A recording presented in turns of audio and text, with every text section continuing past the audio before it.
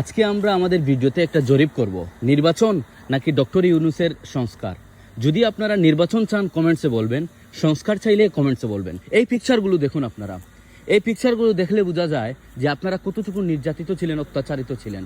আপনারা আপনাদের অফিস থেকে বের হতে পারেননি, রাস্তায় বের হতে পারেননি, কোনো সমাবেশ সংগ্রাম আন্দোলন করতে পারেননি, এতটুকু নির্যাতিত ছিলেন। আপনাদের নেত্রী বেগম খালেদা জিয়া, তিনি দিনের পর দিন অত্যাচার সহ্য করেছেন, বিদেশে যেতে পারেননি, কত নির্মম সময় পার করেছেন। আমি বিএনপির ভাইদেরকে বলবো, এই যে আপনাদের চিন্তা ভাবনা সুন্দর নয় এবং পরিবারকে সময় দিচ্ছেন না, 16 বছর মার খাওয়ার পরে আপনাদের শরীরের অনেক অংশ এখন পর্যন্ত ভালো নেই, এর জন্য বক্তব্যের মাঠে এসে মাইক সামনে পেলে উল্টাপাল্টা কথা বলেন। কেউ বলেন তারেক রহমানের নাম নিতে হলে অজু করে নিতে হবে, কেউ বলেন মোল্লা মুন্সিরা লিল্লা খায়, কেউ বলে অমুকের নাম নিলে ব্যস্ত নিশ্চিত, কেউ বলে আমরা চাঁদাবাজি এতদিন খাইতে পারি না এখন খাইবো।